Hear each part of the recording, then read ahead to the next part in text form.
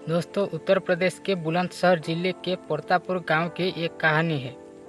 यहाँ की रहने वाली प्रीति बचपन से सपना देखती थी कि उसकी शादी किसी पढ़े लिखे सरकारी नौकरी वाले युवक से होगी, लेकिन किस्मत ने उसे एक अलग मोड़ पर ला खड़ा किया। उसकी शादी एक साधारण किसान ओमपाल से कर दी गई। शादी के कुछ सालों में ही वह दो प्यारी बेटियों की माँ बन गई। ऊपर से सब कुछ ठीक दिखता था, लेकिन अंदर ही अंदर प्रीति का मन बेचैन था। ओमपाल अपने खेत और काम में उलझा रहता, मगर पत्नी की भावनाओं की ओर कभी ध्यान नहीं देता था। दिन गुजरते गए और इसी बीच प्रीति की मुलाकात अपने ही गांव का भतीजा अभय सिंह से कुछ ज़्यादा होने लगी। घर की दीवारों के बीच धीरे धीरे एक निश्चित रिश्ता पनपने लगा। प्यार अंधा होता है और शायद प्रीति और अभय भी उसी अंधापन का शिकार हो गए। अब ये रिश्ता एक बोझ बन चुका था, जिसे वे किसी भी तरह हटाना चाहते थे, और उसी बोझ को मिटाने के लिए उन्होंने एक ऐसा कदम उठाया जिसने सब कुछ तबाह कर दिया। वह रात 8 सितंबर 2025 की आधी रात थी। गांव परतापुर में चारों ओर सन्नाटा पसरा हुआ था। घड़ी शायद 2 बज रही थी। ओमपाल अपने कमरे में चारपाई पर गहरी नींद में था। पास में पत्नी प्रीति और उनकी 12 साल की भतीजी ममता भी वहीं सो रही थी। अचानक ममता की नींद खुली। कमरे में हल्की सी सरसराहट थी। उसने अपनी आंखों धीरे से खोली तो देखा चाची प्रीति किसी को इशारा में बुला रही थी। दरवाजे के पास खड़ा था अभय सिंह। ममता का दिल जोरों से धड़कने लगा। उसने डर के मारे खुद को कंबल में छिपा लिया और सोने का नाटक करने लगी, लेकिन अगले ही पल उसकी रूह को झकझोर देने वाला था। प्रीति ने बिस्तर से तकिया उठाया और सीधा अपने पति ओमपाल के चेहरे पर रख दिया। उसी वक्त अभय ने प्रीति की चुनरी से ओमपाल का गला कस दिया। ओमपाल कुछ देर तक छटपटाता रहा। उसके हाथ पांव बेतरतीबी से हवा में फड़फड़ाते रहे और फिर एक भयानक सन्नाटा छा गया। कमरे में बस एक आवाज थी, ममता की तेज धड़कनों की। वो पूरी तरह कांप रही थी, मगर हिम्मत करके भी कुछ बोल नहीं पाई। कुछ ही मिनटों में प्रीति और अभय ने सारी चीजें ठीक कर दी। तकिया सही जगह पर रख दिया और दरवाजा बाहर से बंद करके अपने अपने कमरे में चले गए। उसके बाद रात को करीब 2 बजे के बाद प्रीति ने अपनी जेठनी सीता देवी का दरवाजा खटखटाया। आवाज में घबराहट थी। दीदी जल्दी आइए, ओमपाल को कुछ हो गया है, सांस नहीं ले रहे हैं। सीता नींद से उठी और तुरंत प्रीति के साथ उसके कमरे में पहुंची। ओमपाल चारपाई पर सीधा लेटा था, चेहरा बिल्कुल फीका पड़ चुका था। सीता ने उसे आवाज दी, ओमपाल सुन रहे हो? कोई जवाब नहीं मिला। उसने उसके सीने पर हाथ रखा, ना सांस ना हलचल। सीता ने अपने पति रविकरण को बुलाया। रविकरण दौड़ता हुआ आया और भाई की नब्ज टोटली, लेकिन बहुत शांत थी। घबराहट में उसने पास के डॉक्टर को फ़ोन किया। करीब आधे घंटे के बाद डॉक्टर घर पहुंचा और नब्ज देखते ही बोला, अब कुछ नहीं हो सकता, ये तो गुजर चुके हैं। डॉक्टर के ये शब्द सुनते ही घर में मातम छा गया। रोने धोने की आवाज़ हर कोने से आग लगी। प्रीति की आंखों में आंसू थे, मगर भीतर कहीं एक अजीब सी ठंडक भी। डॉक्टर ने औपचारिकता में पूछा, प्रीति जी क्या हुआ था इन्हें?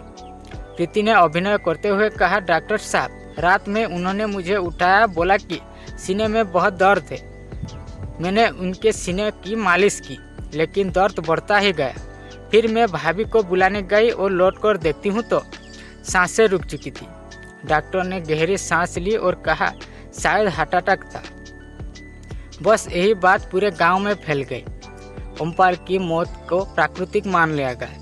अगले दिन गांव में उसका अंतिम संस्कार भी कर दिया गया। लेकिन कहानी यहीं खत्म नहीं हुई। दिन गुजरते गए। ओमपाल की भतीजी ममता, जो उस रात सब कुछ देख चुकी थी, अब अजीब सी हो गई थी। वो चुप रहती, किसी से बात भी नहीं करती, ना ठीक से खाती पीती। उसकी माँ सीता को समझ नहीं आता था कि आखिर बच्ची को क्या हुआ था। जब भी ममता अपनी चाची प्रीति के सामने जाती, उसका चेहरा सफ़ेद पड़ जाता, हाथ कांपने लगती। सीता ने महसूस किया कि कुछ तो गड़बड़ है। शायद बच्ची के मन में कोई डर है या राज छिपा है। आखिर एक दिन सीता ने ममता को एकांत में बिठाया और प्यार से पूछा, बिटिया क्या बात है, तू इतने दिनों से चुप क्यों है? पहले तो ममता रोने लगी, फिर धीरे से बोली, माँ चाचा की मौत हार्ट अटैक से नहीं हुई थी। इन्हें चाची प्रीति और गांव के अभय सिंह ने मारा था। सीता की रंग में खून जम गया। उसने विश्वास से ममता को देखा। क्या कह रही तू? ममता ने रोते हुए बताया कि उस रात उनकी नींद खुली थी। उसने देखा कि चाची ने किसी को इशारा किया और फिर दोनों ने मिलकर धोखे और चुनरी से ओमपाल की जान ले ली। उसकी बात सुनकर पूरा परिवार सन्न रह गया। अब यह साफ हो चुका था कि ओमपाल की मौत एक हत्या थी जो प्यार की आड़ में रची गई थी। ओमपाल की मौत के सच्चाई जब सामने आई तो उसके बड़े भाई रवि करण के पैरों तले जमीन खिसक गई। दिल में गुस्सा तो बहुत था, लेकिन उसने समझदारी से काम लिया। अगर वो जरा भी जल्दबाजी करता तो शायद सबूत मिट जाते। इसीलिए उसने चुपचाप थाना बीबीनगर में जाकर पुलिस को पूरी बात बता दी, वही बात जो ममता ने अपनी माँ को बताई थी। उधर घर में प्रीति का नाटक जारी था। बाहर आने जाने वाला रिश्तेदार के सामने आंसू बहाती, चिल्लाती, मेरे ओमपाल मुझे छोड़कर चले गए। लोग उसकी मासूमियत पर यकीन कर रहे थे, मगर उसे नहीं पता था कि अब सच की डोर खुल चुकी थी। पुलिस जब उसके घर पहुंची तो पूरा माहौल बदल गया।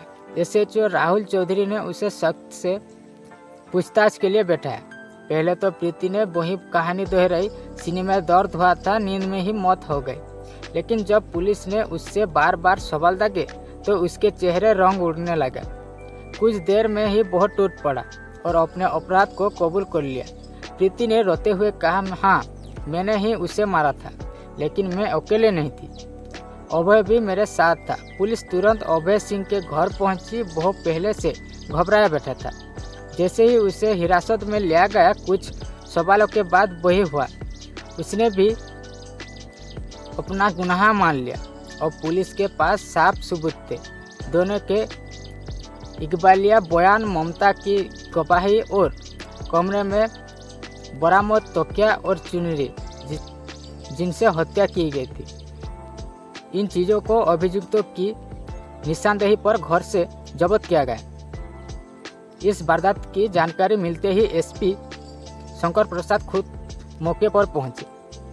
उन्होंने गांव वालों से पूछताछ की, ओमपाल के परिवार के लोगों से बात की और पूरा घटनाक्रम समझा। गांव में हर किसी के चेहरे पर अविश्वास था। लोग हैरान थे। जिस औरत को ओमपाल ने सिर आंखों पर रखा, उसी ने उसकी जान ले ली। गांव प्रतापपुर, जिला बुलंदशहर। यहाँ रहता था मोहर सिंह का परिवार। 3 बेटे, देवी शरण, रवि करण और सबसे छोटा ओमपाल। तीनों की शादी हो चुकी थी और तीनों ने अलग अलग घरों में रहते थे। रवि करण और ओमपाल के घर पास पास थे, जबकि देवी शरण गांव के बाहर छोर पर रहता था। ओमपाल की शादी करीब 7 साल पहले प्रीति से हुई थी। शुरुआत में सब कुछ सामान्य था, प्यार, हंसी, परिवार की जिम्मेदारियाँ। लेकिन धीरे धीरे इस रिश्ते से देरियाँ आने लगी। प्रीति खूबसूरत थी, समझदार भी, मगर उसके अंदर असंतोष की आग लगी थी। वो चाहती थी कि उसका पति उसे प्यार दे, सम्मान दे, बातें करे। लेकिन ओमपाल जो सीधा साधा किसान था, अपनी जिंदगी में केवल खेत खलियान देखता था। दिन भर मेहनत के बाद वो शाम को शराब पीकर जल्द सो जाती। प्रीति को यह जीवन बेहद निराश लगे। वो अक्सर सोचती, काश मेरी शादी किसी सरकारी नौकरी वाले इंसान से हुई होती। लेकिन अब पछताने से क्या होता। वो अपने हालातों से नाराज थी और यही नाराजगी धीरे धीरे नफरत और मोहभंग में बदल गई। यहीं से कहानी में प्रवेश होता है अभय सिंह का। अभय गांव का ही रहने वाला था, जवान, मजबूत और कुंवारा। रिश्ते में वो प्रीति का दूर का भतीजा लगता था। खेतों के काम करते हुए दोनों की मुलाकात होने लगी। शुरुआत में ये बातें मामूली थी, मौसम, फसल, खेती। लेकिन फिर बातें बढ़ने लगी। एक दिन खेत में प्रीति ने हंसते हुए कहा, अभय तुम्हारे चाचा तो बस खेतों में ही मरने तक काम करते रहे। मुझे तो ऐसा पति मिला है जो ना मुझे समझता है ना मेरी सुनता है। अभय मुस्कुराए और बोला, आप भी कैसी बात कर रहे हैं? चाचा मेहनती है, काम। प्रीति ने कटाक्ष किया, मेहनती तो हैं, लेकिन बीवी के लिए पत्थर जैसे एक औरत को सिर्फ रोटी नहीं चाहिए, थोड़ी मोहब्बत भी चाहिए। अभय थोड़ा झोंक गया और बात आगे बढ़ गई। दोनों के बीच हंसी मजाक और छेड़खानी अब आम बात बन गई थी। अभय भी अब प्रीति के सौंदर्य से प्रभावित हो चुका था। एक दिन प्रीति ने सीधे पूछा, अभय, अगर तुम्हें मुझे से औरत मिल जाती तो? अभय बोला, तो उसे रानी बना देता, खेतों में नहीं झुकता। प्रीति मुस्कुरा दी, उसकी आंखों में एक चमक थी। उसने अभय का हाथ अपने सीने पर रख दिया और कहा, देखो ये दिल तेरे लिए कितनी तेजी से धड़क रहा है। उस पल दोनों के बीच एक निश्चित रिश्ता जन्म ले चुका था। उन्होंने कसम खाई, शादी भले ना हो पाए लेकिन ये रिश्ता निभाएंगे। धीरे धीरे ये मुलाकातें बढ़ी, फिर यह रिश्ता शारीरिक और भावनात्मक दोनों रूप में गहराता गया। और प्रीति के जीवन में अभय एक जरूरत बन चुका था। वो उसे छोटे मोटे कामों में बुलाती, सब्जी लाना, मरम्मत करना, खेत देखना। गांव में दोनों के रिश्ते की कानपूसी करने शुरू कर दी गई, लेकिन कोई खुलकर कुछ नहीं कहता था। प्रीति और अभय के लिए अब सबसे बड़ा कांटा था ओमपाल। वो दोनों के बीच की दीवार बन चुका था और यही दीवार तोड़ने के लिए उन्होंने एक रात के अंधेरे में एक खौफनाक फैसला लिया, ओमपाल को हमेशा के लिए रास्ते से हटा देने का। उस एक गलत कदम ने 3 जिंदगियां बर्बाद कर दी। ओमपाल की सांसें छीन गई, प्रीति जेल की सलाखों के पीछे पहुंच गई और अभय का भविष्य भी अंधकार में डूब गया। गांव प्रतापपुर आज भी उस रात की कहानी सुनकर सिहर उठता है। लोग कहते हैं, प्यार अगर हद से गुजर जाए तो इंसान को जानवर बना देता है।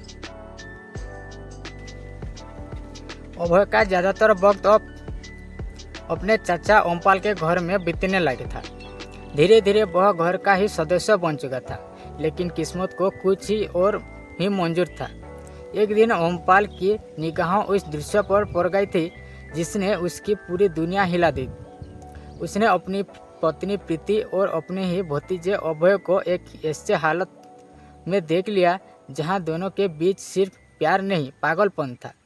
ओमपाल के लिए यह किसी सदमे से कम नहीं था। रिश्ते की मर्यादा और गांव की बदनामी को देखते हुए उसने तुरंत कोई हंगामा नहीं किया। अभय उसके बड़े भाई का बेटा था, वही बेटा जिसकी वजह से ओमपाल अपनी पत्नी को गांव में बदनाम नहीं करना चाहता था। इसीलिए गुस्सा अभय पर उतारने के बजाय उसने प्रीति पर सख्ती बरतनी शुरू कर दी और प्रीति के घर से बाहर निकलना, फोन पर बातें करना और पड़ोसियों से मिलने पर भी रोक लगा दी। लेकिन प्रीति वो औरत नहीं थी जो पाबंदियों की पिंजरे में खुद को कैद कर सके। वो अभय के इश्क में पूरी तरह दीवानी हो चुकी थी। अब दोनों ने मिलने का नया रास्ता ढूंढ लिया। मोबाइल फोन, घंटों तक बातें चलाती, मीठी बातें होती और फिर वही छिपा हुआ प्यार। लेकिन कोई राज हमेशा छिपा नहीं रहता। एक दिन ओमपाल को ये बात भी पता चल गई। पहले तो उसने शांति से दोनों को समझाया, मगर ना प्रीति ने उसकी बात मानी ना अभय ने। धीरे धीरे पति पत्नी के बीच झगड़ा बढ़ते हुए बात बात पर तत्कार, फिर चीख पुकार और आखिरकार घर में रोज का हंगामा। ओमपाल ने प्रीति के घर से बाहर निकलने तक पर रोक लगा दी और प्रीति एक पिंजरे में कैद चिड़िया की तरह तड़पने लगी। उसका दिल रोज अभय से मिलने का बेचैन रहने लगा। एक दिन मौका मिलते ही उसने अभय को खेतों पर बुला लिया। वहां पहुंचकर प्रीति फुट फुट कर रो पड़ी। अभय, मैं अब इस आदमी के साथ एक पल भी नहीं रख सकती हूँ। अगर तुम सच में मुझसे प्यार करते हो तो मुझे इस कैद से आज़ाद कर दो। ये रोज मुझे गालियाँ देते हैं, मारते हैं, मैं बस तुम्हारे साथ रह। प्रीति की आंखों के आंसू देखकर अभय ने उसे अपने सीने से लगा लिया और बोला, चाची तुम फिक्र मत करो। अगर तुम मेरा साथ दो तो मैं कोई ऐसा रास्ता निकालता हूँ जिससे ये सब हमेशा के लिए। प्रीति ने धीमी स्वर में कहा, रास्ता ऐसा होना चाहिए कि किसी को शौक भी ना हो, सांप भी मर जाए और लाठी भी ना टूटे। बस इसी दिन दोनों ने एक खौफनाक योजना बना डाली, ओमपाल को हमेशा के लिए रास्ते से हटाने की। ओमपाल इन दिनों प्रीति की बेवफाई से टूट चुका था। वो शराब में डूब रहता था। उसे नशे की ऐसी लत लग चुकी थी कि घर में हमेशा शराब की बोतलें और पैकेट पड़े रहते थे। अब वह ये सब पहले से जानता था। उसने इस लत का फायदा उठाने की सोची। अभय ने कुछ खास नशे के पाउच लाकर प्रीति को दिए और कहा, बस मौका मिलते ही इसे उसकी शराब में मिला देना। प्रीति ने भी वैसा ही किया। जब ओमपाल शराब पीता तो बहुत जल्दी ही गहरी नींद में डूब जाता, तो वह अभय को बुला लेती और दोनों रात के सन्नाटे में अपने रिश्ते की हदें पार कर देते। पर दोनों को हमेशा यह डर सता रहता था कि कहीं कोई उन्हें रंगे हाथों पकड़ ना ले। अब इन्हें इस खतरे से हमेशा के लिए छुटकारा और उसी के लिए उन्होंने मौत का खेल रचा डाला। 8 सितंबर 2025 की रात योजना पूरी होने के वक्त आ गया। उस रात ओमपाल शराब पीकर अपने बिस्तर पर गहरी नींद में जा चुकी था। प्रीति ने पहले अपनी बच्चों और घर में मौजूद जेठनी की 12 साल की बेटी ममता को देखा। सभी नींद में थे। फिर उसने अभय को फोन किया, अब आ जाओ। सब सो चुके थे। थोड़ी देर बाद अभय घर में दाखिल हुआ। दोनों ने धीमी कदमों से कमरे में जाकर ओमपाल का गला दबाने शुरू किया। कुछ ही पलों में उसकी सांसें थम गई। ओमपाल की मौत हो चुकी थी, लेकिन किस्मत ने उसका खेल बिगाड़ दिया। ममता की नींद अचानक खुल गई। उसने अपनी आंखों से वो मंजर देखा जो किसी बच्चे के लिए जिंदगी भर का डर बन गया। अगर उस रात ममता वहाँ ना होती तो शायद ये रहस्य कभी उजागर ना हो पाता। अगले दिन पुलिस को ओमपाल के भाई रविकरण की ओर से रिपोर्ट दर्ज कराई गई। रिपोर्ट में प्रीति और अभय सिंह पर हत्या का आरोप लगाया गया। पुलिस ने तुरंत कार्रवाई करते हुए केस को भारतीय न्याय संहिता की धारा के तहत दर्ज किया। दोनों को गिरफ्तार किया गया और अदालत में पेश करने के बाद जेल भेज दिया गया। प्रीति और अभय का यह प्रेम एक ऐसी गुनाह में बदल गया जिसने 3 परिवारों की जिंदगी हमेशा के लिए तबाह कर दी। दोस्तों, ये वीडियो का अर्थ ये नहीं है कि आपको दुख पहुंचे, बल्कि सचेतन और जागरूक करें, जिससे आपका परिवार हमेशा हंसमुख रहेगा।